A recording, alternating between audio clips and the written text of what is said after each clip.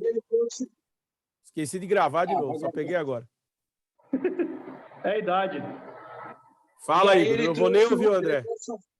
Ele trouxe um fato curioso. Embora o celeiro do cristianismo se deu na Europa, mas lá em Portugal, ele contou um fato que foi interessante. No parto da filha dele, quando tudo deu da filha mais velha, eu acho, ele tem 3 filhas. E aí ele falou que no parto ele glorificou a Deus por ter dado tudo certo. E os médicos falaram, graças a Deus não, graças a nós, que nós fizemos o parto da sua mulher. Então você vê a perda da reverência, né? Totalmente. Esse é o pensamento pós-moderno, né? Na pós-modernidade, o centro é o homem. Vai passar pelo hedonismo. Ó, tem 2 livros aqui, irmão. Eu tenho 2 livros aqui. Deixa eu olhar para poder lembrar do nome.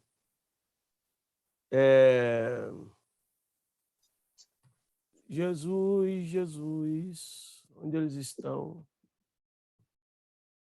Eu vou lembrar dele já já. E aí Procura embaixo da ponte. Oi? Procura embaixo da ponte. Ó, a murmuração, menino. Ah, tá. Tá, aqui, aí atrás. tá desse lado aqui. A sedução do cristianismo e escapando da sedução. Dá para ver aí? Sim. É do Dave Hunt, tá vendo? O outro é esse, ó. Deixa eu ajudar aqui por causa. Tá certo para vocês ou tá espelhado? Tá bom, dá para ver. Só abaixa um pouquinho mais. Abaixa. Aí. Esses 2 livros, eles vão apontar para quê? Pastor Dave Hunt aqui, ele fala da questão de que quando se fala do anticristo, se fala do desvio da igreja no tempo do fim, ele vai falar que não é simplesmente adorar Satanás, mas o homem, o que Satanás tem levado o homem a fazer é colocar o homem no centro. Ou seja, eu sou divino. Eu posso fazer. Eu consigo, entendeu? O tema, a temática do livro vai girar em torno desse pensamento. E é isso que nós vemos. Quanto mais o tempo passa, o homem, o pensamento pós-moderno é exatamente tira Deus e coloca o homem. É o eu, né, professor? É o eu, exatamente. Esse é o pensamento. Isso ainda está acontecendo. É que nem o comentário que o Igor fez agora. Graças a nós. Mas tá, você está vivo por quê?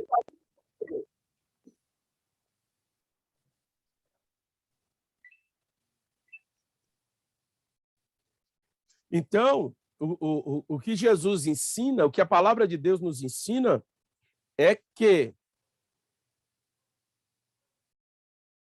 é possível nós adorarmos a Deus em tudo que nós fizermos. Esse é o ensino bíblico. Nós, com a ajuda aí dos demais irmãos, já foram citados aqui alguns versículos que já dão base para isso. Isso é verdade. Certo? Então, finalizando a página 52, vou ler lá no final. Portanto, a pós-modernidade, estamos falando aí da adoração, né? Louvor e adoração na pós-modernidade. A pós-modernidade convoca a entender que a adoração tem a ver com amor irrestrito que sentimos por Deus, enquanto o louvor é a resposta que damos a este amor. Por quê? Porque nós falamos aqui de uns pontos equivocados na ideia da pós-modernidade, da ideologia da pós-modernidade, do pensamento pós-moderno. Mas o quê? A igreja ela vai parar de andar, a adoração a Deus não vai acontecer? Vai, lógico que vai. Só que o que precisa acontecer? Não é uma atualização da Bíblia. Não é isso. O conteúdo bíblico é adequado, mas nós precisamos de uma aplicação adequada para esse período. Nós vamos ver na continuação da nossa aula, aí na página 57 em diante, que o quê? Principalmente a igreja no Brasil, ela tem muita influência do quê? Dos missionários, ainda tem muita influência do pensamento dos missionários norte-americanos que vieram para cá trazendo esse desenvolvimento. Certo? Mas já já a gente chega lá. Na página 57, nós vamos passar pelo quê? A liturgia e a adoração no decorrer da história. Nós vamos falar um pouco sobre isso. Vamos lá? Tudo bem? Então, ó, quando nós falamos sobre a liturgia e a adoração, primeira coisa, a palavra liturgia, quando se é ouvida, nós já discutimos bastante coisa sobre ela nessas aulas anteriores, a palavra liturgia, quando se ouve hoje em dia, ela soa estranha aos ouvidos de muitos evangélicos. Por quê? Porque a palavra liturgia, na ideia de muitos, na mente de muitos, ela sugere um culto excessivamente formal, rígido e sem vida. É essa a ideia de liturgia, não é? É um culto tradicional demais. É isso que o povo pensa. Fala de liturgia, então é assim, é um culto que você não tem liberdade. Não é isso? Só que veja, irmão, nós aprendemos que liturgia é serviço público. Todos nós participamos da liturgia. É verdade. Então, nos cultos contemporâneos, nos cultos, né, desse tempo que temos vivido, o desvio dos padrões bíblicos tem sido algo assim tão acentuado, tão absurdo, que já está se sentindo falta da liturgia. Do que é liturgia? De um pouco de ordem. O pastor está falando que é referente à doutrina de homens. Não, na verdade, o que a gente está falando assim, irmão Daniel, ó. Quando nós falamos de liturgia, nós não estamos falando da questão doutrinária no que tange aquilo que as pessoas creem, não é isso? Quando nós estamos falando de liturgia, estamos falando do serviço prestado, daquilo que acontece no desenvolvimento do culto. Então, passando por esse pensamento, quando se fala em liturgia hoje, o povo pensa no quê? Num culto morto. Sim. É a ideia. Vai cantar dois hinos aqui, vai fazer aquilo ali, não tem lugar. Você não pode adorar espontaneamente. Pastor, Oi. na verdade, o que nós vemos hoje é um desprezo pela liturgia, onde tem se reinado, muitas vezes, a baderna, com o pretexto de dizer assim, o culto está na direção do Espírito. Totalmente, verdade, é isso aí. E o que a gente vê é uma baderna muito grande, uma bagunça muito grande, pessoas sem reverência, pessoas sem temor de Deus, né? Com total falta de respeito na questão da liturgia, né? E usa-se essa questão de tá na direção do Espírito, tá guiado pelo Espírito, mas por qual Espírito? De Deus ou do homem? O serviço fica bagunçado. É isso que acontece. Exato. Então vamos pensar, de maneira bem rápida, eu já comentei algumas coisas. Igreja antiga e igreja medieval. Na igreja antiga, a igreja primitiva lá do começo, eu já falei, ela teve muito daquilo que veio do ensino nas sinagogas. Então, a igreja cristã, no princípio, ela tem isso. Nas sinagogas, eles começavam com uma oração, recitavam o Shema, haviam alguns cânticos, depois se lia uma porção da Escritura e se explicava. E oração de novo. Aquilo era o desenvolvimento sinagogal. A igreja cristã, no princípio, acontecia da mesma forma.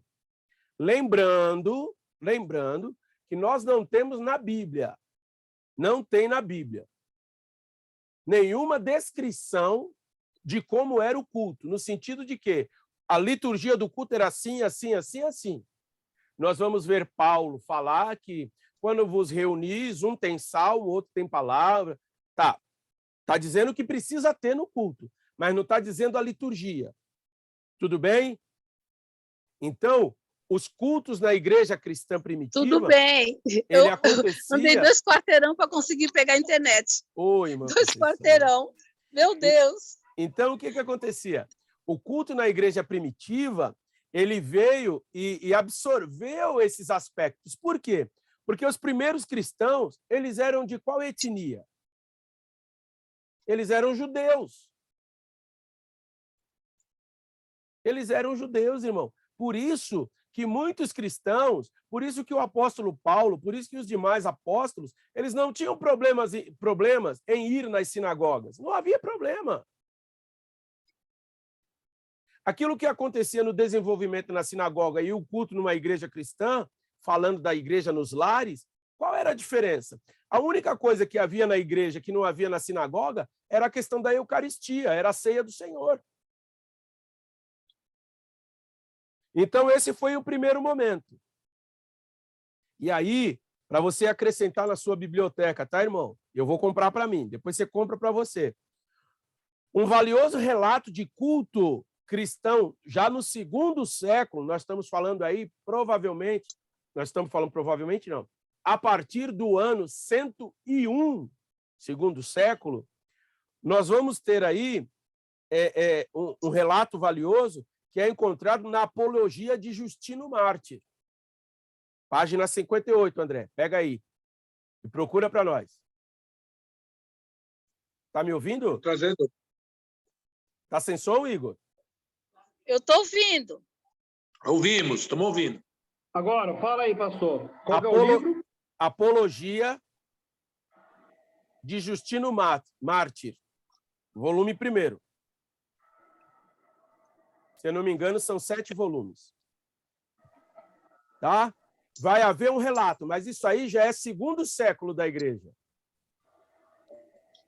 Ou seja, tudo aquilo que acontece em Atos, o relato que tem, nós vamos passar por essa descrição de Justino e vamos encontrar no Didaquê, ou Didaquê. Tá certo? Tá certo, então? O Didaquê, irmão, ele também vai trazer a sua contribuição, que por muitos foi considerada durante muito tempo. Por quê? Por conta do seu valor em relação ao quê? Aos discípulos dos discípulos. Aos discípulos dos discípulos. Por quê? Porque quem escreveu a Didaquê não foram os apóstolos de Jesus. Foram os discípulos. Dos discípulos. Tudo bem? Tudo bem. Então, na igreja cristã primitiva, o culto tinha 2 partes principais.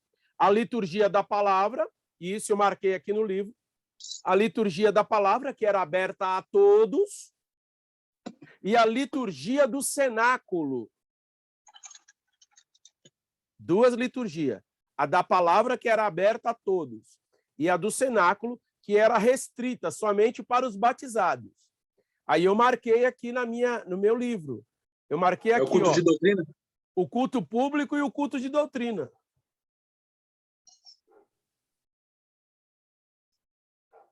É essa a ideia. Por quê? O culto público é a palavra de Deus, tá? Mas o culto no cenáculo, a liturgia do cenáculo, era somente para os batizados. Onde? Aqui é assim, tem que andar assim e também participar da Eucaristia. Então havia separação. Todo mundo participava da Eucaristia? Não é o que se vê. Eu estou falando Eucaristia e ceia do Senhor, vocês sabem, né, irmão? Então tá bom. Sim, senhor. Continuando, vamos para a Idade Média. Na Idade Média, veja como era o culto no princípio, irmão. O culto era comum, não tinha um ritual assim, não havia pompa, não havia confinado ao espaço, toda uma indumentária. Não, irmão. O adorador, ele é adorador em tempo integral, ele se veste, ele vive, ele faz para Deus. Na Idade Média, o culto ele sai desse formato primitivo e ele ganha aspectos ritualísticos e pomposos, cheio de aparato, precisa disso, precisa daquilo, certo? Dentro desses aparatos, nós vamos pontuar aí, ó, como está pontuado no livro, o uso de incenso. Aí a gente vai começar a ver o quê? Coisas sendo agregadas ao culto. Ó, o uso de incenso, velas, orações pelos mortos, a invocação dos santos, a invocação de Maria. Isso já é Idade Média. Nós estamos aí bem distante do século II. Ok? Nesse período, a missa ela deixa de ser rezada ou deixa de ser conduzida. O culto deixa de ser conduzido na linguagem comum de todos e passa a ter uma linguagem elitizada, que era o latim. Latim. Com isso, veja só, o culto ele tira o foco da totalidade do povo, da congregação, e o culto passa para onde? Para o altar, passa para o celebrante. Só para o povo romano. Isso, nós já estamos falando na Idade Média, bem mais para frente. Então, o que acontece? Veja só, o culto ele deixa de ter participação integral da congregação, certo? Ele deixa de ter a participação integral da congregação e passa a ser um culto entre o celebrante e a divindade. Tanto é que, nesse período, os cultos ou as missas, elas são rezadas, são todas elas, toda a liturgia é em latim, toda ela acontece com o celebrante de costas para o povo. Por quê? Porque o que importa é o celebrante e a divindade. O povo é simplesmente não é nem participação. O povo não tem participação. Espectador. Obrigado, André. Obrigado. É essa a palavra. O povo é apenas espectador. Certo? Ninguém entende o que está sendo falado e, no final, só se diz amém. Amém. Acabou. Lembrei do Alto da Compadecida agora. É isso aí. Enterrando o cachorro em latim. Então, vocês entenderam como era na Idade Média? Era isso que acontecia.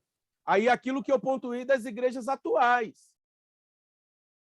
O povo todo já não está mais participando, no sentido de que é tudo apagado, é só o foco no altar.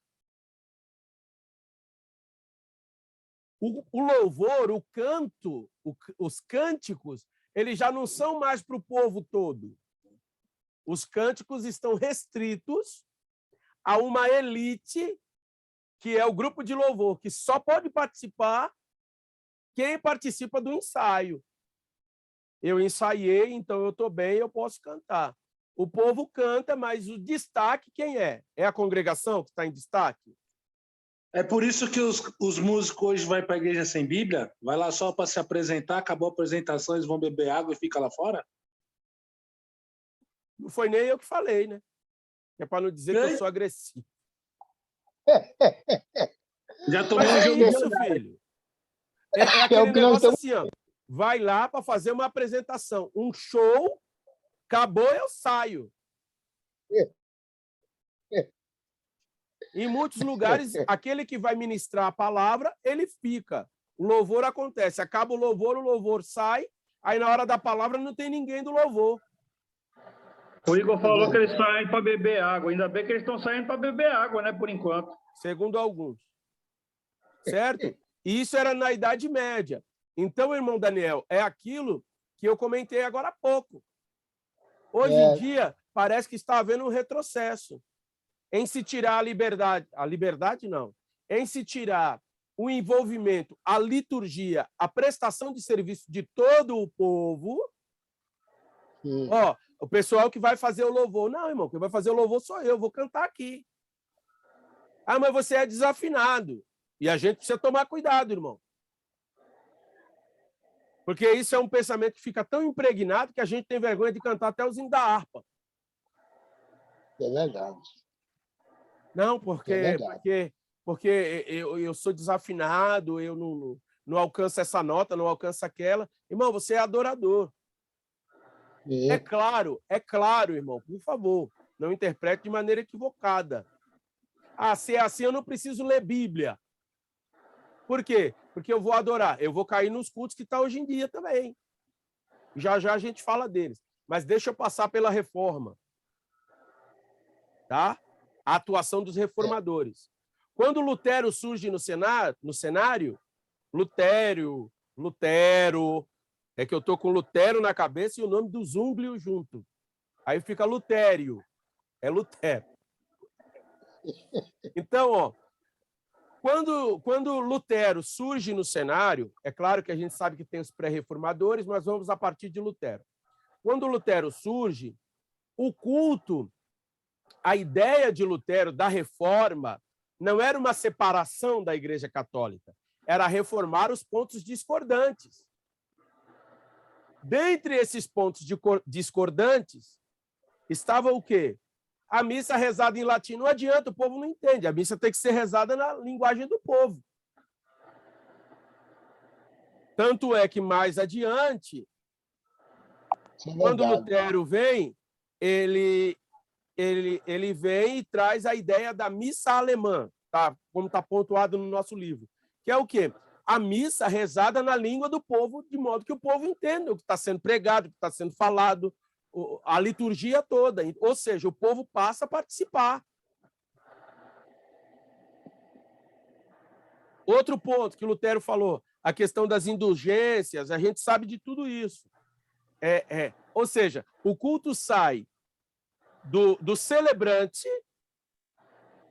da sua pomposidade, de todos aqueles aparatos, e passam para o quê? Somente a Escritura, somente a Bíblia. O que importa é a palavra, é a Escritura. O sacramento da ceia ele é reinterpretado de conformidade com a Escritura, não é mais o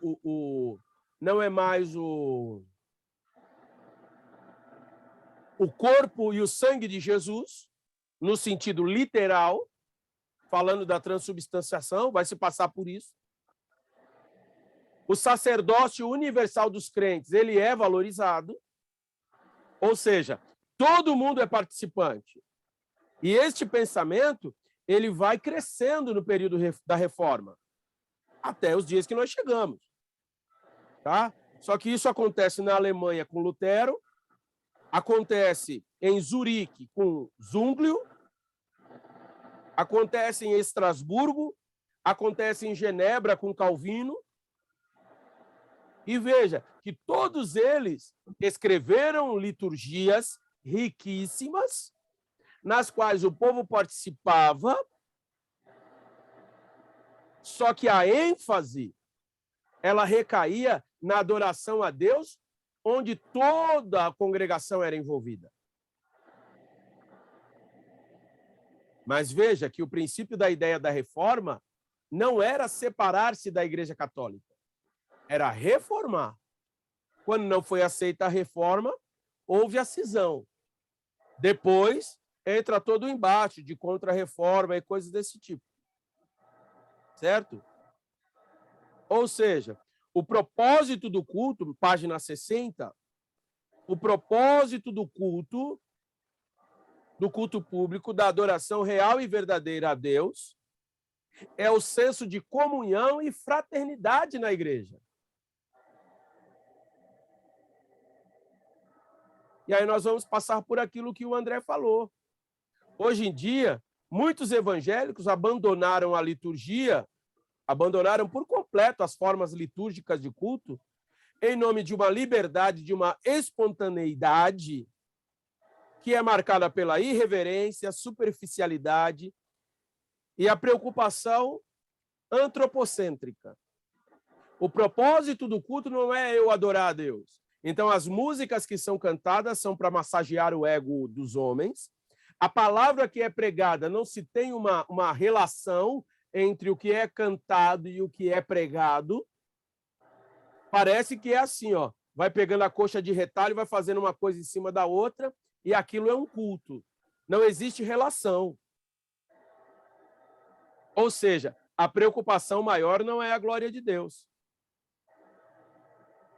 Um culto, ele precisa ter princípios. E dentre esses princípios, o que nós vamos marcar? O precedente bíblico, a simplicidade, a reverência e a teocentricidade. O culto, ele precisa ter precedente bíblico, como nós já vimos. Ele precisa ser embasado na palavra de Deus. Ele precisa ser simples. Irmão, cada culto, tem uns cultos que se a gente... Eu não vou falar que eu fui nessas igrejas, porque eu não fui. Mas se a gente procurar na internet, a gente enxerga alguns aí que são verdadeiros shows. Eu estava ouvindo hoje um estudo do pastor... A Resenha ao Meio-Dia, que é um vídeo que eu gosto de assistir do pastor José Maurício, ele é do Rio de Janeiro, e ele está falando sobre isso, a questão do belo, em relação aos cultos, a adoração a Deus, e ele mostra duas imagens. Uma imagem, irmão, é de um show de sertanejo gospel, e a outra imagem é de um culto em algumas igrejas. E você não vê diferença entre um e outro nas fotos. É tanto aparato, tanta coisa, irmão, que a simplicidade acabou. Ô, pastor, o presbítero André Amaro tem experiência nisso aí, ele é pregador itinerante, aí ele sabe o que tem visto pelo mundo aí. Quê? Tá bebendo o quê, irmão? É de ir em algumas igrejas, André. Meninos, vocês sossegam. Vocês sossegam, vocês dois. E não, olha, eu vou puxar a orelha dos dois. Presta atenção.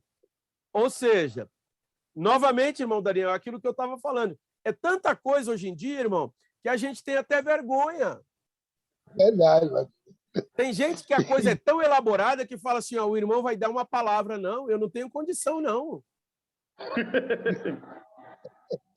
Eu não tenho condição.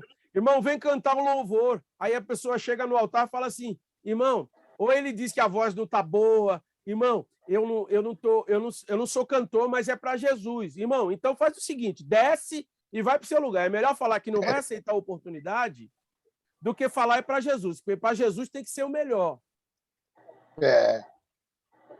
Tem que ser o melhor na pregação, tem que ser o melhor no louvor. Só que Pastor, entenda, irmão, quando eu digo tem que ser o melhor, não é o melhor que o povo quer, eu vou fazer o meu melhor. Para Deus. É o meu melhor. pastor, Oi. e tem também o falso humilde, né?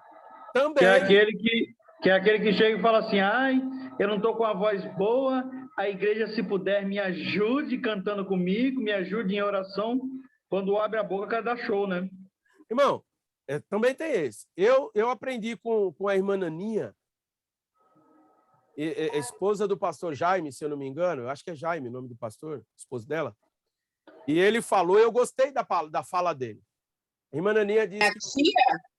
Oi? Minha Isso, tia? Paula, Jaime, não é? É, Jaime. Tá. Então a irmã Naninha falou assim, certa feita ela estava lá na igreja, tá, a gente conversando, ela disse, ó, o meu esposo, ele disse que até batendo palma ele desafina. Eu gostei do negócio, eu peguei a palavra. Irmão, eu não vou falar que eu sou uma pessoa extremamente afinada para cantar, que eu tenho um ouvido... como é que fala quando tem um ouvido bom para música, André? Eu não tenho ouvido absoluto. É assim que fala. Eu não tenho nada disso, irmão, mas eu consigo adorar a Deus. É bravo. Porque quando a gente se envereda por esse caminho, a gente não quer fazer, irmão. A gente fica oprimido por aqueles que são tão conhecedores e sabedores de tudo. Isso é verdade. Mas, irmão, maior de todos é Jesus. Aleluia. A pessoa Glória ela a pode Jesus. conhecer muito de Bíblia. Ela pode conhecer muito. Se ela conhecer muito, ela nunca vai abrir a boca para dizer eu conheço muito. O que abre a boca para dizer eu conheço muito é porque não conhece nada. Isso é verdade. Porque quanto mais ele aprende da Bíblia, mais ele vai saber. Eu sou um ignorante. É verdade. Oi, Radassa, paz do Senhor. Tudo bem, meu amor? Que saudade. Tudo bem, então, irmãos? Os princípios que devem reger o culto bíblico, o culto a Deus. Precedente bíblico deve ser feito. O que quer dizer isso? Deve ser feito com base nas Escrituras. Precedente bíblico. Deve ser simples. Deve ter reverência. Atitudes de respeito, atenção e meditação diante de Deus. Eu compreendo, entendo a questão geracional. Eu entendo a questão geracional. Mas questão geracional entre homens. Em nenhum momento da história nós vamos ver Deus sendo tratado de uma forma qualquer. Deus é Senhor. E o foco principal do culto, o centro, a centralidade, deve ser teocêntrico. Deus é o centro. O culto não é para mim. O culto não é para você. O culto é para Deus. Amém? Amém. Meus irmãos, eu nem vou entrar nessa outra parte. Nós vamos parar na página 61. Eu queria acabar o capítulo 2, mas a gente andou um bocado hoje. Foi bom. Esse livro é riquíssimo, viu, pastor? É. Esse livro é riquíssimo. Oh, que bênção, hein?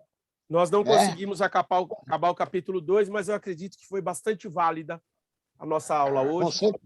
A participação dos irmãos também foi bastante produtiva. Eu gostei, obrigado. E o propósito da gente estar fazendo aula no Zoom é a participação de vocês. Então, participe das aulas. É mostrar tua cara feia, viu, Igor? Peça para falar. Pastor Alexandre. Vale. Pois não, irmã Conceição. Eu estou pegando aula na rua. Depois o senhor põe no YouTube? Sim, irmã, me pegar? claro. Pegar de novo. Eu Obrigado, Deus ponho no abençoe. YouTube e mando o link. Eu vou orar que já está para acabar o nosso tempo. Eu estou pegando na rua. Tá bom. Obrigada. Bondoso Deus, Pai querido.